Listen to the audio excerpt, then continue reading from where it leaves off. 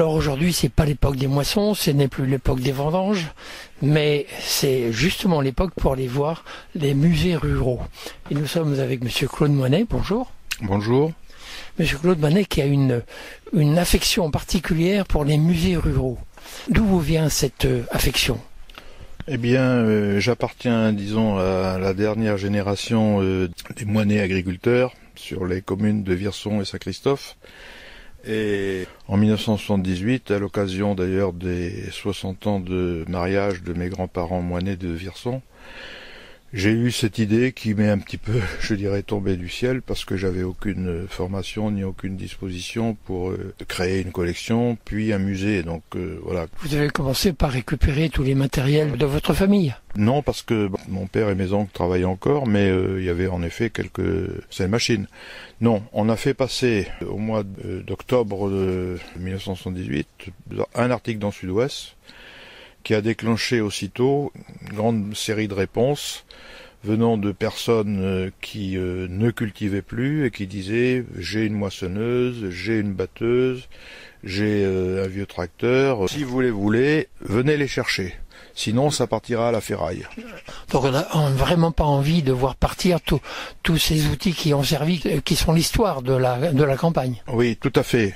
Les outils qui ont été fabriqués, inventés, même à la fin du 19e et au début 20e, sont des outils qui ont été conçus par des forgerons de village qui réfléchissaient, essayaient, recommençaient, ajustaient, etc.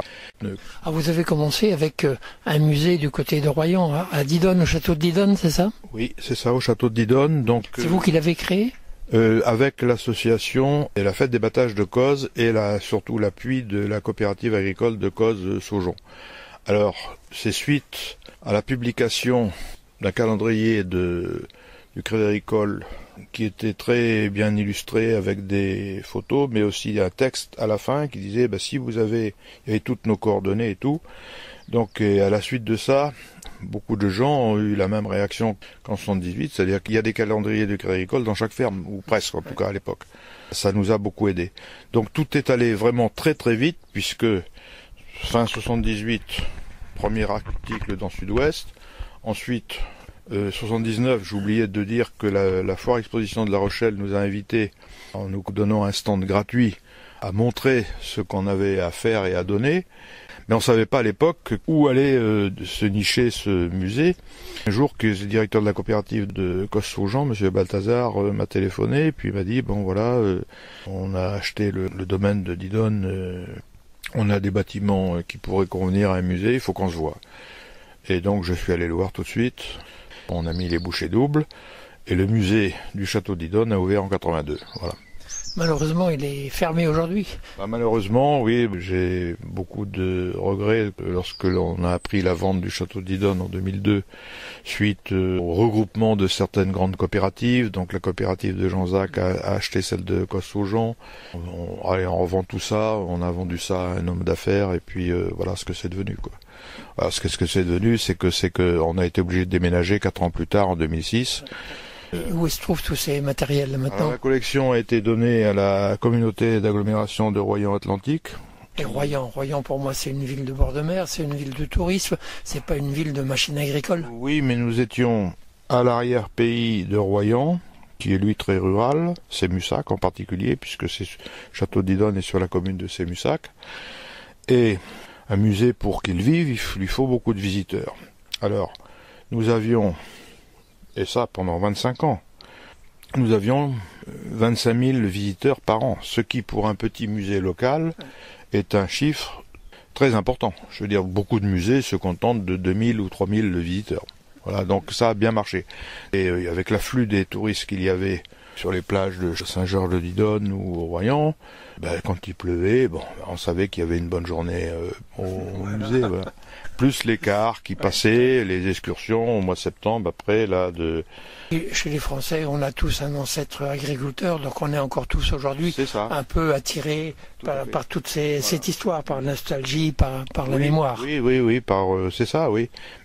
On a un grand musée en France qui s'appelait, il a été déménagé récemment, le musée des arts et traditions populaires, c'était près du jardin d'acclimatation à Paris, qui a déménagé au Mucem à Marseille. Bon, très bien. Moi, j'ai visité plusieurs fois ce musée des arts et traditions populaires. Il y a une collection complète de tous les jougs de toutes les provinces de France, enfin tous les outils, enfin et surtout les pratiques, les coutumes villageoises, les conscrits, le bal du 14 juillet, tout ce qui était la vie des villages, quoi. Donc il y a des drapeaux, des étendards, des vêtements, tout ça était dans des vitrines. Je ne suis pas encore allé voir le Mucem pour l'instant, mais tout ça a été déménagé à Marseille. Mais ce qu'il faut pour que ça soit accessible à tout le monde et aux scolaires en particulier, puisque ce sont les générations futures qui peuvent être intéressées. Je dis pas qu'elles seront intéressées, je dis qu'ils peuvent être intéressées par le passé de leur région. Ici, c'était un passé viticole en particulier, puisqu'il y avait des vignes partout, qui peuvent facilement aller passer une journée, comme à Vendré, à Marseille aussi. Ce sont des musées qui sont ouverts l'été. Mais j'ai rencontré justement récemment Monsieur Bouteau là-bas à Andy. Il me dit bon, les règles sont de plus en plus. On a dû faire une porte de secours, on a dû faire ci, c'est là. C'est ce que je reviens à ce que je disais tout à l'heure, c'est-à-dire que dans un vieux bâtiment, ce qui est le cas de Vendré, c'est un petit musée. Ce sont tous les objets qu'il a pu collecter. Il y en a d'autres, mais qui sont peu connus. Il y en a beaucoup du côté de Mata, je crois. Alors à Mata, il y a 3 beaux musées. Oui, il y a le musée de la Touche de Sonac, avec une jeune femme là qui a installé un musée dans la ferme de son père, un autre qui a été créé par Monsieur Clémenceau à Bazauges, et puis alors un autre après qui s'appelle le Pré aux Loups, où il y a une très belle collection aussi, et puis une superbe collection de moteurs après collection de Monsieur Castel. Vous, c'est un petit peu aussi votre ambition. Alors, aujourd'hui, vous avez un certain nombre de machines agricoles, d'outils agricoles, et elles sont à l'abri, c'est déjà ça, mais elles ne sont pas mises en valeur. Donc c'est un peu ça que vous cherchez à faire. Oui, tout à fait. Moi, tout est prêt dans ma tête. À partir du moment où quelqu'un m'apprend qu'ils ont des bâtiments qui pourraient convenir, etc., je viens tout de suite. Ça sera pas à 300 km forcément. Et vous êtes prêt à vous investir pour la création m'investir à nouveau comme je l'ai fait dans les années 80, quoi, c'est sûr. Parce que bon, là, toutes ces machines. Alors, tout à l'heure, j'ai pas répondu à votre question. Où sont-elles stockées ces machines du château d'Idonne? Elles sont stockées en Saint-Ange, près de Mortagne, voilà. Sous des hangars, elles sont en sécurité, mais ça sert à rien puisqu'on les voit pas.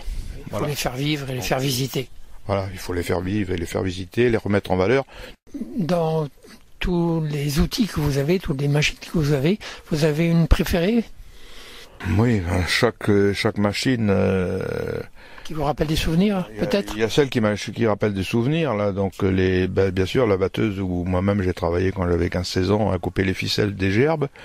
Mais dans les plus belles pièces que j'ai un semoir bois et fer qu'on a vu tout à l'heure. Là, le reste a aussi son importance. J'ai une grosse bascule pour peser les barriques. J'ai tout le matériel pour faire un coin chez Avin dans ce musée, vous voyez. Et puis ensuite, un autre sur le thème du blé, la farine, les moissons et tout. Vous voyez, j'ai des fléaux, j'ai des fourches en bois, donc voilà, quoi. Mais je ne suis pas le seul à cela. Mais simplement, je veux dire, moi, je voudrais maintenant aboutir à quelque chose, voilà. Vous avez vécu l'arrivée des machines agricoles? Oui, j'ai même... Motorisées, je dirais. Oui, tout à fait. J'ai même eu le bonheur de retrouver un film où... J'étais à côté de mon père sur un tracteur bricolé, je dis bien bricolé, par un mécanicien très ingénieux qui habitait Boué, là, Monsieur Besson. Et donc on a retrouvé ce film qu'on a fait numériser, où je suis sur ce vieux tracteur avec mon père à côté. J'avais 7-8 ans à peu près, quoi, voilà. Donc je veux dire, c'est très émouvant, ouais. Bien, bonne chance pour votre musée futur, alors. Merci beaucoup pour cet entretien. Merci bien. 25 en 17, 25 minutes de reportage en Charente-Maritime.